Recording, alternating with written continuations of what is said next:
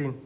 अभी एसएससी ने लगभग 150 पन्ने से ऊपर का एक नोटिस जारी किया है और जिसके अंदर में तमाम तरह की सारी बातें की हैं और जो मुख्यतः वेंडर को लेकर के ज़्यादा समर्पित है, जहां पर वेंडर का नेचर क्या होना चाहिए, किस तरह के काम करने हैं, कितना बिडिंग में लगेगा और उसके बाद में यहाँ पर कि अगर आप पूरा नहीं करते हैं तो क्या आपके ऊपर में पेनल्टी लग सकती है। लेकिन इससे बच्चों का फायदा क्या है और यहाँ इस नोटिस में बच्चों के लिए वहां पर क्या है, ये मैं आपको बताने वाला हूँ, ताकि जो आपका विश्वास अपने सिस्टम से उठ चुका है, थोड़ा सा मुझे लगता है कि यहाँ पर इस नोटिस के माध्यम से आपका विश्वास एसएससी के ऊपर में आ सकता है। अभी आपने देखा कि हमने वेटिंग लिस्ट को लेकर के काफ़ी ज़्यादा विरोध किया था और धीरे धीरे वेटिंग लिस्ट अप्लाई हो रहा है, बस तरीका थोड़ा सा दूसरा है। आपने देखा फ्लोटिंग और फिक्स वाला जो पैटर्न है उसके माध्यम से, तो वो भी एक अपनी जगह पर सही है और चीज़ें सही जा रही हैं। और दूसरा अगर आप देखेंगे कि फॉर्म मतलब कितने सारे प्रॉब्लम्स आप लोगों के होते थे कि हम एसएससी के नंबर पे कॉल करते हैं तो कोई फ़ोन नहीं उठाता, हम वहाँ पर मैसेज करते हैं तो रिप्लाई नहीं आता, हमारे छोटे छोटे ग्रीवांसेस होते हैं, उसका कहीं पर कोई समाधान नहीं है, ठीक है। कई बार वेबसाइट हमारा हैंग कर जाता है फॉर्म हम भरते हैं तो, कई बच्चों के जो डॉक्यूमेंट होते हैं वो अंतिम दिन ही बन करके आते हैं तो उनकी मजबूरी हो जाती है अंतिम दिन फॉर्म भरना, लेकिन उसके बाद में जब वो वेबसाइट पर जाते हैं तो उनका वेबसाइट खुलता नहीं। तो मैं पूरे नोटिस को अभी मैंने डिकोड कर दिया और मैं आपको पढ़ करके सारी बातें समझा देता हूँ जो महत्वपूर्ण बातें हैं। सबसे पहले नोटिस में सबसे पहला पॉइंट जो रखा गया वो टेक्नोलॉजी और प्लेटफॉर्म का अपग्रेड रखा गया। एसएससी का ये मानना है कि जो अभी उसकी अपनी एग्जिस्टिंग पोर्टल है ssc.gov.in और जो उसका अपना एप्लीकेशन है माई एसएससी मोबाइल ऐप, ठीक है, असल में ये अभी बहुत हाई को टेक्नोलॉजी पर काम कर रहे हैं, तो इसको ये लो को टेक्नोलॉजी पर शिफ्ट करेंगे ताकि आगे चल करके फॉर्म निकालने में या चेंजेस कम करने वक्त में वेबसाइट के क्रैश करने की संभावना ना हो। बहुत भारी संख्या में जब बच्चे जाकर के एप्लीकेशन पर पहुंचेंगे, वेबसाइट पर पहुंचेंगे तो आपने देखा है कि किस तरीके से क्रैश हो जाता है, तो उससे थोड़ी सी जो प्रॉब्लम है उनकी वो सॉल्व होगी। दूसरा, आप पहली बार ऐसा देख पाएंगे कि गवर्नमेंट सेक्टर के अंदर में एआई का प्रयोग किया जा रहा है। जनरली क्या है कि गवर्नमेंट में जितने भी डिपार्टमेंट हो गए, चाहे इनकम टैक्स हो गए, एक्साइज हो गया, अभी भी वही पुराने मॉडल पर चल रहे हैं, लेकिन यहाँ एसएससी ने एआई का मदद लिया और सबसे पहले उसको इंट्रोड्यूस किया लाइव फोटोग्राफी में, कि जब आप लाइव फोटो कैप्चर कर रहा होगा वहां पर ना, तो वो एआई की मदद से होगा, एआई मॉडल्स को अपना करके होगा।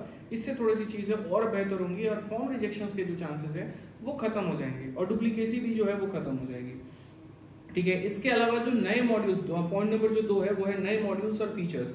ये बेसिकली कैंडिडेट के सर्विसेज के लिए है। अगर हम देखें तो जैसे आपका ओटीआर है और फॉर्म भरना है, पिछले 2 सालों में आपने देखा कि ओटीआर जैसी सिस्टम आई, इसके पहले ओटीआर नहीं थे, रजिस्ट्रेशन होता था, लेकिन ओटीआर ठीक लगता है भाई, लेकिन आप समझो ना, बिना साइबर कैफे वाले की मदद से बहुत ऐसे बच्चे हैं ग्रामीण क्षेत्र के जो फॉर्म भर ही नहीं सकते। अब इसमें समस्या क्या होती है, साइबर कैफे वाले ने गलती की तो परेशानी यहाँ बच्चा होता है, भुगतता यहाँ पर बच्चा है, ठीक है। तो ये छोटी सी चीजों को लेकर के ओटीआर में उन्होंने कहा कि हम इसको थोड़ा और आसान बनाएंगे, थोड़ा और सरल बनाएंगे ताकि बच्चे के लिए चीज बड़ा बेहतर हो पाएगा। साथ में एग्जाम सिटी और शिफ्ट एलोकेशन, पिछली बार आपने देखा कि अब बच्चा खुद से अपना शहर भर सकता है, खुद से अपना समय चूज कर सकता है, लेकिन इसमें समस्या क्या आ रही है कि कुछ ही ऐसे चुनिंदा शहर हैं और कुछ यहाँ पर टाइमिंग है जिसकी डिमांड सब किसी के लिए ज्यादा होती है, तो बाकी बच्चों को मजबूरन 400-500 किलोमीटर ठेकना पड़ रहा है। तो यहाँ पर इन्होंने कहा कि इन सब के लिए नया रैंडमाइजेशन और नॉर्मलाइजेशन मॉड्यूल बनाया जाएगा और कोशिश किया जाएगा कि एक सर्टेन रेडियस के अंदर में बच्चे जो है वो पेपर अपना दे पाएं, ठीक है। फिर उसके बाद में आधार और डिजी लॉकर इंटीग्रेशन, इसको इन्होंने कहा कि यार हम इनको जोड़ेंगे, तुम्हारा आधार कार्ड और डिजी लॉकर में जो डॉक्यूमेंट है ना उसको एक तरीके से इंटीग्रेट कर देंगे ताकि जो तुम्हारा डॉक्यूमेंट वेरिफिकेशन और रजिस्ट्रेशन जो है वो थोड़ा और सिक्योर हो पाए। बच्चा क्या करता है कि रजिस्ट्रेशन करते वक्त में कुछ भी भर देगा, कुछ भी टाइप कर देगा, हम ओबीसी बना देगा, अपने आप को SC/ST बना देगा और फिर पूरा प्रोसेस देगा और एंड में बोलेगा जी हम तो नहीं हुए, कोई बात नहीं, हमारा सिलेक्शन नहीं हुआ, हमें क्या ही फर्क पड़ता है। तो इसको थोड़ा सा है ना, मतलब एसएससी ऐसे लेके चल रही है यार, ये तो बच्चा टाइम वेस्ट कर रहा है एसएससी का, तो क्यों ना इसको सही किया जाए कि इंटीग्रेट कर दिया जाए। जब आधार कार्ड में दिख जाएगा कि वो 20 साल का नहीं है और डिजी लॉकर के माध्यम से पता चल जाएगा तो फॉर्म ही नहीं भर पाएगा। तो कुछ इस तरह की बातें जो है वो डिजी लॉकर और उमंग ऐप का इंटीग्रेशन करने वाली है एसएससी, ताकि थोड़ा जो ट्रांसपेरेंट सिस्टम है वो और बन पाए। नेक्स्ट पॉइंट नंबर जो 3 है वो है आपका रिजल्ट ईआरपी। सबसे बड़ा जो बदलाव है वो ये है। अब आप बोलोगे रिजल्ट ईआरपी क्या है, तो एक सेंट्रलाइज्ड रिजल्ट ईआरपी सिस्टम बनाया जाएगा जो टीयर वाइज और फाइनल रिजल्ट दोनों को प्रोसेस करेगा, ठीक है। और इसके अंदर में क्या होगा, तो जो कट ऑफ्स हैं, जो मेरिट लिस्ट है और टाई ब्रेकिंग रूल को सिस्टम में ऑटोमेट किया जाएगा, जिससे रिजल्ट प्रोसेस ट्रांसपेरेंट होगा और ह्यूमन एरर को मेरे भाई कहीं ना कहीं चांसेस खत्म हो जाएंगे। अभी क्या होता है कि ये लोग पूरा एक्सेल फाइल पर काम करते हैं, जो भी रिजल्ट आया फिर उस एक्सेल फाइल में ये देखते हैं अच्छा इस डेट से ऊपर इतने कैंडिडेट हैं लेकिन हमें तो इनको लेना नहीं है तो उसको एलिमिनेट करो। जिसका पिछली बार आपने देखा भी था कि एसएससी से एक ह्यूमन एरर हुआ था और बाद में कोर्ट केस करने के बाद 1100 कैंडिडेट्स की एंट्री करवाई गई थी। तो यहाँ पर अब ये क्या करेंगे कि जितने इनके नियम है, जैसे टाइप ब्रेकिंग रूल हो गया कि 2 कैंडिडेट के अगर सेम नंबर आते हैं तो चूज किसको करना है, तो ये एक्सेल से अब हट करके एआई की मदद से यहाँ पर ईआरपी सिस्टम लगा करके इसको सही करेंगे कि भैया एक सिस्टम, एक ऐसा ऑटोमेटेड सिस्टम हो जो बच्चों के रिजल्ट्स को सारे नियम का ध्यान रखते हुए करे और वहां पर गलती होने की संभावना कम हो। तो ये एक बहुत अच्छी बात है। बेचारा इसीलिए चलते एसएससी जो है हर बार कोर्ट में नप जाता था, उसके ऊपर में केस हो जाएगा और परेशान बेचारा रहता था। तो शायद इसके माध्यम से हो सकता है चीजें सही हो जाए। ठीक है, चौथा नंबर जो कि सबसे महत्वपूर्ण और अच्छा मुझे लगा, देखो यार मैं मतलब इस बात पे रहता हूँ ना, सर्विसेज का मैं बहुत बड़ा फैन हूँ। कारण है अगर कोई बच्चा परेशान है, आज हमारी टीम को भी कॉल करता है और जब हमारी कॉलिंग टीम कॉल नहीं उठाती है तो उसको फ्रस्ट्रेशन आता है कि यार ये छोटी सी तो मेरी डाउट थी, तुम सॉल्व कर देते, परेशान नहीं होता, मेरा टाइम किल नहीं होता। आज के समय बताइए क्या हर बच्चा इतना बढ़िया शहर में बैठा है कि 2 मिनट में एसएससी के ऑफिस पहुंच जाएगा? नहीं पहुंच जाएगा। ठीक है, कॉल करता है एसएससी फोन नहीं उठाती है, चेयरमैन साहब को ईमेल करता है रिप्लाई तक नहीं आता है।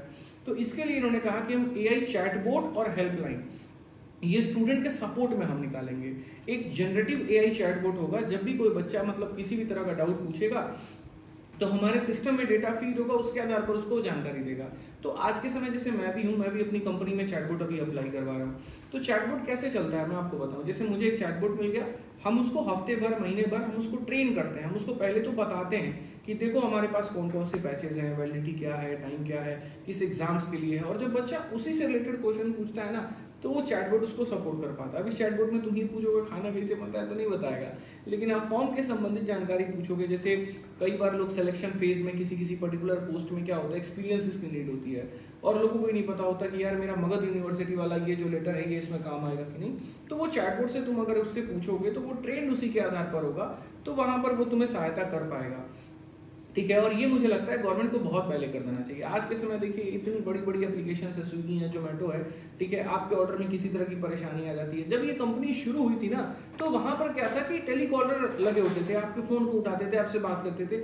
आज के समय इतना कॉम्प्लेक्स बना दिया जाता है टेलीकॉलिंग वाला सिस्टम कि भैया थक जाओ लेकिन कॉलर का फोन नहीं लगेगा। बेसिकली एक एजेंट है, ठीक है, जैसे तुम्हारा कोई क्वेरी रेज होता है वो एजेंट को तुम बोलते हो, वो एजेंट तुम्हारे सामने बातों को सुनता है और फटाफट मेरे भाई वहां पर तुम्हारे समस्या का समाधान कर देता है और 90% ऑफ द क्वेरी सॉल्व हो जाती है। 10% के लिए टेलीकॉलिंग में जाना पड़ता है। तो उसी तरीके से ये लोग भी जो इन्होंने कहा कि 90% हम चैटबॉट से सॉल्व कर देंगे और बाकी जो 10% है वो आईवीआर और ऑटोमेटेड कॉल सेंटर होगा। आईवीआर क्या होता है कि एक फिक्स नंबर हो गया, लोगों ने कॉल किया, जैसे आप लोग देखना हमेशा हम आपको कॉल करने के लिए एक नंबर देते हैं 8506000399, ठीक है, लेकिन जब उस पर कॉल आप करते हो ना 40 लोग लगे होते हैं कॉल उठाने के लिए।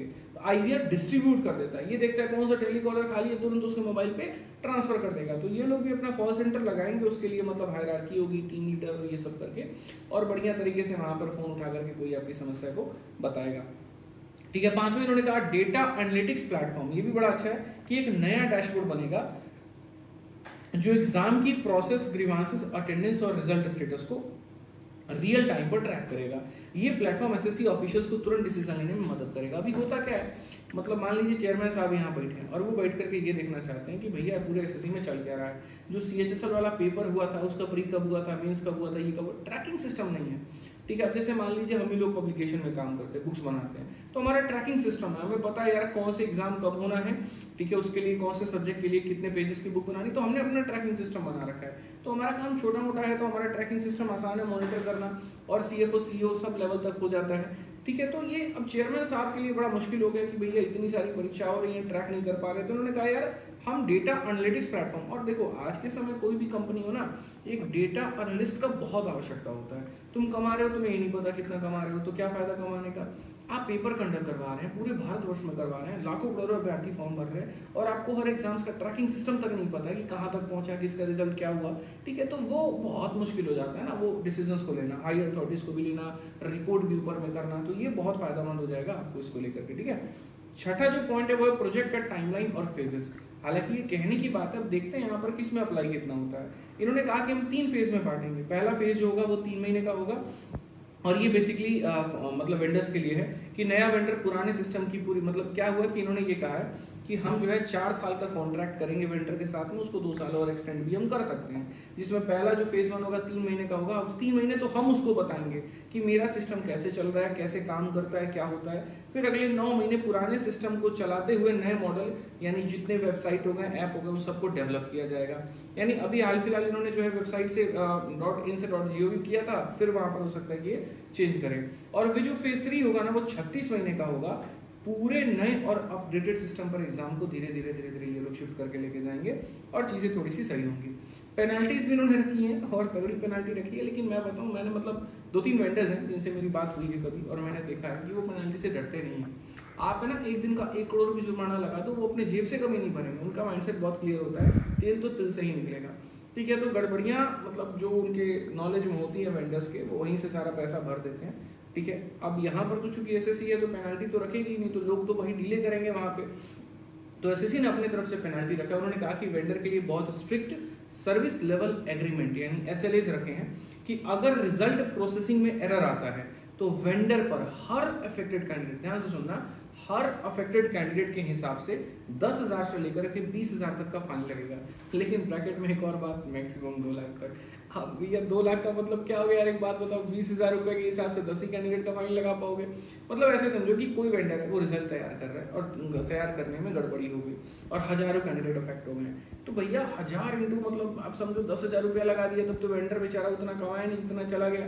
तो इन्होंने कहा 10,000 के हिसाब से लगाएंगे, लेकिन मैक्सिमम 2 लाख तक। तो ये मुझे थोड़ा सा सही नहीं लगा, इस 2 लाख को 20 लाख करना था। ठीक है, या और भी इससे कड़ा थोड़ा कर सकते थे, क्योंकि बच्चों का भविष्य जो है वो बहुत जरूरी है। दूसरा इन्होंने कहा एडमिट कार्ड रिलीज करने में, आंसर की चैलेंज पोर्टल खोलने में अगर डिले हुआ तो 1 दिन के हिसाब से हम 25,000 रुपये का जुर्माना लगाएंगे। ठीक है, तब जाकर के वेंडर सुधरेगा। मतलब ऐसी कोशिश कर रही है कि अपने आप को थोड़ा बेहतर करे, अपने सिस्टम को बेहतर करे, जो उसके वेंडर्स है जो सारी चीजों को करा रहे हैं उसको एक तरीके से कह के कि भाई थोड़ा स्मूथ करो, यानी जिस साल के जितने भी पेपर हैं वो 1 साल के अंदर में हो जाए और बिना कोर्ट केस के, बिना नौटंकी के बच्चा अपना सिलेक्शन लेकर के जा पाए। चलो ये तो सारी बातें मैंने देख ली, सैकड़ों पन्ने की ये थी, लगभग मुझे समराइज करने में टाइम लगा। देखो, मैं जानता हूँ इस बात को लेकर के कि एसएससी में काफ़ी ऐसे लोग हैं जो ईमानदार हैं और जो काम करना चाहते हैं, बट ये जो प्रोसेस है ना, ये एक व्यक्ति के ऊपर में डिपेंडेंट ही नहीं है। कई सारी कड़ियाँ हैं जो एक दूसरे से जुड़ी हुई हैं, और इस कड़ी में कोई एक व्यक्ति भी अगर खराब निकल जाता है या उसकी मन की मंशा उतनी साफ नहीं होती, जो काम करना नहीं चाहता है, तो इससे लगभग सभी अफेक्ट होते हैं। ठीक है, तो ये कहीं ना कहीं अपने आप में बहुत गलत हो जाता है। और जब भी देखो, आज के समय अगर गवर्नमेंट सेक्टर में हम बात करें कि अगर गवर्नमेंट के खुद के सारे प्रोसेस इतने अच्छे होते तो दिक्कत नहीं होती, उसको डिपेंड होना पड़ता है प्राइवेट सेक्टर्स के ऊपर में, प्राइवेट एजेंसीज के ऊपर में, और उनकी गड़बड़ी का मेरा मतलब पूरा जो दिक्कत है वो एसएससी को भुगतना पड़ता है। एसएससी बाद में उसमें पेनल्टी भी लगाती है, फाइन भी लगाती है, उसको खत्म भी करती है वहाँ पे। ठीक है, लेकिन फिर बाद में क्या होता है, वो और प्रोसेस लंबा खींचता जाता है। तो इस मतलब मुझे जो नोटिस पढ़ने के बाद समझ में आया वो ये है कि एसएससी चाहती है सच में कि सारी चीज़ें बहुत स्मूथ हों, वेबसाइट बहुत अच्छा कर दिया जाए, एप्लीकेशन बहुत अच्छा कर दिया जाए, बच्चों के एग्जाम सेटिंग में कहीं कोई दिक्कत ना आए, फर्जीवाड़े को जितने बेहतर तरीके से हो सकता है रोका जाए। लेकिन जितनी अच्छी बातें नोटिस में अगर ग्राउंड पर इतना हो गया तो यकीन मानिए एसएससी से बेहतर कोई परीक्षा नहीं होने वाली है, ये मैं आपको ये बात कह रहा हूँ। और ये सारी चीज़ें इंप्लीमेंट होने में टाइम लगेगा। तो आपको जो मेरा सीधा संदेश है वो ये है कि वो तो अपने स्तर पर काम कर रहे हैं और वो करते रहेंगे, आप अपने स्तर पर काम करिए, आप अपनी पढ़ाई करिए, आप अपनी पढ़ाई मत छोड़िए। दुनिया 100 बातें इसके बारे में, एसएससी के बारे में बोले, आपको उससे फर्क नहीं पड़ना चाहिए, आपको अपनी पढ़ाई पर ध्यान देना। यकीन मानिए आज भी हजारों की संख्या में लोग सेलेक्ट होते हैं, क्या पता उस 1000 की भीड़ में आप भी हो सकते हैं। तो मेहनत करते रहिए, मैं पूरी तरीके से समर्पित हूँ आपके लिए, आप अपनी पढ़ाई जारी रखें। हमारी तरफ से इतना ही है, कोई भी अपडेट ऐसा आएगा पूरा खोल करके बढ़िया से विस्तृत रूप में बताएंगे। कोई जानकारी छूट गई हो तो उसके लिए माफ़ी चाहेंगे। और चैनल आपका अपना है तो सब्सक्राइब कर लीजिएगा, ये चैनल बनाने का उद्देश्य ही था ताकि सटीक जानकारी सही तरीके से आपको दी जा सके। बहुत बहुत धन्यवाद, जय हिंद।